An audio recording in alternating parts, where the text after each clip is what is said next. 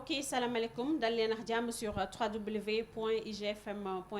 tey ñu am mbégte di dalal ki nga xamante ni mooy Didi Damo donc Didi nekk na koo xamante ni kenn dootu ko présenté fii ci TFM mu nekk fii di ci def liggéey bu mucc ayib donc nekk benn jeune boo xamante ni daal mën naa ko woowee jeune des réseaux sociaux mi ngi nekk di def émission Weekend Stars di coordonné nag nekk ci ginnaaw moom ci ginnaaw la ñu koy gën a di gis nekkoon na li nga xamante ne mooy Yeewu Leen dinañ leen wax sax nag lan moo tax mu jóge fa wala peut-être dafa am leneen lu mu leen di préparer donc Didi ñuy kontaan di la dalal fii ci GFM di la wax nga nuyoog internet yi lay seetaan. maa ngi lay nuyu Mame Fama merci beaucoup ci dalal bi di nuyu internet yi di nuyu ñëpp ñi nga xamante ne ñu ngi jël temps tey seetaan sa émission bi di la wax ni que kontaan naa aussi ci invitation bi.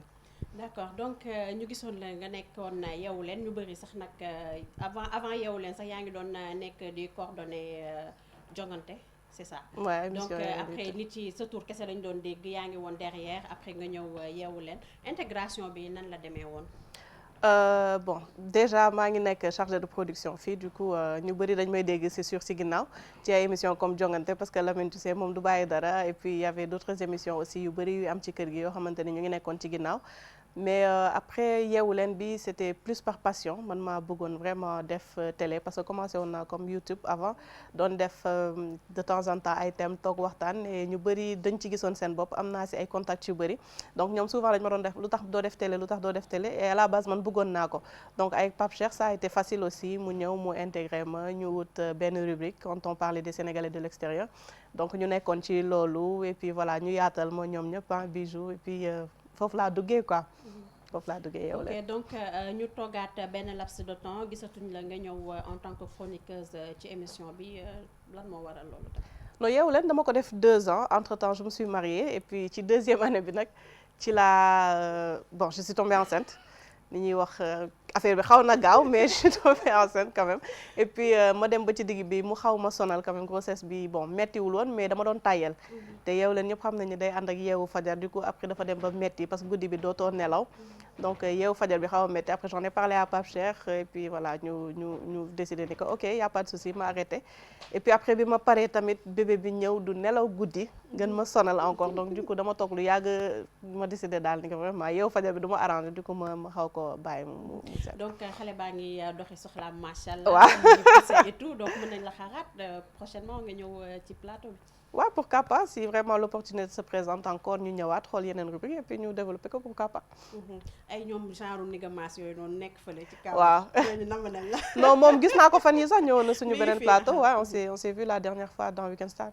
jaaroon na fa. ok donc comme ni nga ko waxee sànq début bi doon nañ la gis nga nekk ci YouTube bi. di def ay thèmes ak genre affaire yu demee noonu idée bi nan la ñëwee woon. bon YouTube bi c'était bi ma nekkee woon di jàng maa ngi nekkoon di jàng pare bi ma paree jàng ñu ne ma naa ñibbisi mais diggante naa ñibbisi naa ut liggéey foofu c'était le stress dama koy def dama ko def ma nekkoon ci dilemme boobu ba je perdais du temps quoi en fait léegi puisque souvent dama doon déggante ak samay xarit ñuy waxtaan mais bu ñuy waxtaan man xam nga maa gën a mën a joxe ay wax yu rëy yi ma may wax mel ni mag te fekk ni que voilà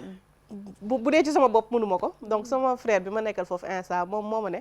taalal YouTube bi tey ñu essayer on va parler de ça fekk j'avais un autre cousin suñu benn dëkkandoo bu yàgg cousin Serigne Saliou ñu toog on a parlé de mariage et divorce temps yooyu ñu toog nag wax ci YouTube bi affaire bi nag nekk benn yëf bu ñu ëpp doole yëpp dem ba solal ñu daal ñëpp naan nañ ko def commentaire yi bëri mujj gi nag ñu koy def chaque semaine on venait avec un thème ba mujj gi moom mu ñibbisi Sénégal sama cousin bi man ma yeggali je le faisais nit itam continuer di ko kii mais entre temps ma ñibbisi na bi ma ñibbisee ñëw nekk ci production bi yëf bi dab moom mu metti parce que tout le temps fii da nga doon nekk ci biti y avait tout quoi programme yi dafa bëri woon c'est pas comme maintenant ak corona bi mais temps yooyu vraiment programme yi dafa bëri woon du coup mënatuma woon torop toog di waxtaan ak yooyu noonu ma bàyyi nag.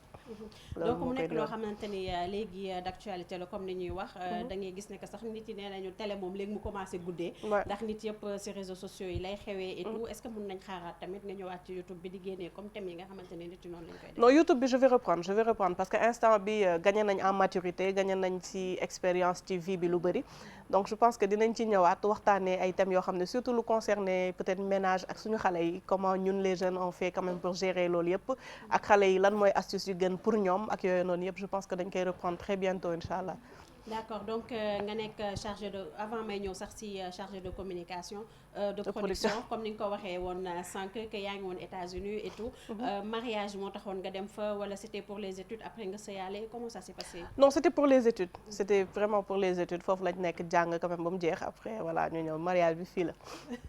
D'accord donc nga nekk chargé de production fii nii ci TFM donc ñu bëggoon xam liggéeyu chargé de production nan lay liggéey bi demee. Bon liggéeyu chargé de production c'est très masculin on peut dire liggéey la bu bëri dugg bëri tardé pas tardé je veux dire guddee. Parce que heure yi du bokk yenn saa yi mën nga fajaru dem yenn saa yi mën nga guddee dem mais ça englobe vraiment beaucoup de choses et c'est beaucoup de communication entre yow ak l'équipe tu gères toute une équipe boo xamante ni doo seen chef parce que fii comme on dit fii moom xam nga ñëpp amul sax chef mais da ngay coordonner ak ñoom da nga leen di jox ñoom ñu lay jox yow yaa yor information yow laa leen di jox yow yaa leen di teg ci piste yow yaa leen di dajale lépp li nga xamante ni moom la ñu war a liggéeyee nga jox leen ko ñoom ñu liggéey ci wàllum wax et puis voilà boo demee ba foofu tamit lépp lu ñu manqué yow yaa ko war a lijjanti yow yaay lijjanti seen transport yow yaay lijjanti seen lu ñuy lekk yow yaay lijjanti seen lépp après ñoom nag seen liggéeyu bopp comme ku si mel ni technicien lumière bi day ñëw technicien son bi day ñëw réalisateur bi day ñëw defe naa réalisateur bi sax boo xoolee ci groupe bi yëpp moom mooy nekk nag chef d'équipe bi parce que moom tamit moom mooy xam li mu bëgg ci émission bi wala ci projet bi ni muy demee mu def loolu yow lay wax li mu soxla ci émission bi yow chargé de production bi yow yaay dem gérer li nga xamante ni moom la réalisateur bi soxla. donc su ma la déggee nekkul lu yomb am na ay difficultés yoo ci jànkonteel ak genre. non du ma ne yombul mais dafa bëri. c'est beaucoup de choses en même temps te fàtte dafay gaaw après day laaj vigilance day laaj tamit présence moo tax tout le temps mën nga xëy fajar ñibbi guddi comme mën nga dem guddi ñibbi fajar ça peut être voilà heure yëpp mën na nekk parce que comme temps yi grand théâtre bi xam nga da ngay dem di nga dem ay midi lijjanti añ fa la lay fekk reer fa la lay fekk mën nga fa fanaan bay 3 heures 4 heures du matin soog a ñibbi donc loolu ça demande beaucoup de compréhension aussi li nga xam mooy suñu famille yi ak yooyu noonu yëpp et on en a pas manqué suñu famille yi soutenir nañu ci tamit lu bëri. D'accord donc ñu lay gis aussi ci Week-end Stars nga nekk fa tamit chroniqueuse bu dee noonu laa ko mën a waxee. nan nga def ba intégré yow da ngaa nekk fii du génn mais lan la. non Week-end Stars bi idée wu Ndiaga Ndour la woon. ba temps yële si ginnaaw biñ mu nekkee di ko mettre en place moom daf ma jël ñu waxtaan si on en a parlé te boobu tam ñu ngi amoon tam yeneen idée en tête donc xam naa idée yi ma amoon ak moom ay idées ñu dajale puis ma fait voilà di nga def fit bu baax si li nga xam ne mooy Week-end Stars après Abba aussi moom it mu woo ma expliquer ma moom tamit ñu waxtaan si lépp daal lu ñu bëgg man nan laa bëgg a defee moom nan la bëgg a defee et puis c'est toute une équipe Awa Gaye mi ngi si ginnaaw Samira Bala Diop ñun ñëpp ak Lom et puis ñu waxtaan ñu trouver solution bi dama xëy bi ñu waxtaan ak yooyu yëpp tënk après man dama sama xel da si génn ñu toog benn jour Awa woo ma ne ma que Ndiaga nee na dafa bëgg nga ñëw ñu def bande annonce bi benn yoon noonu la débuté mu nekkaat tam équipe boo xamante ni aussi super fun très fun xam nga ambiance bi du dañ waxtaan yi du dañ coow li day bëri tout le temps parce que ñi ko séq la xam nga Abba moom foo ko fekk moom ambiance am du wàcc te dafa bëri énergie donc c'est vraiment fun amul émission boo xamante ni jot naa si nekk fii te neexul moom vraiment. D'accord donc ñuy dem ci li nga xamante ni mooy Saint-Valentin relation à distance bi noo koy dundee noo koy fêtee. bon Saint-Valentin bon dañ koy fêtee xam naa man moom sama voisine du spécial parce que nekku fi.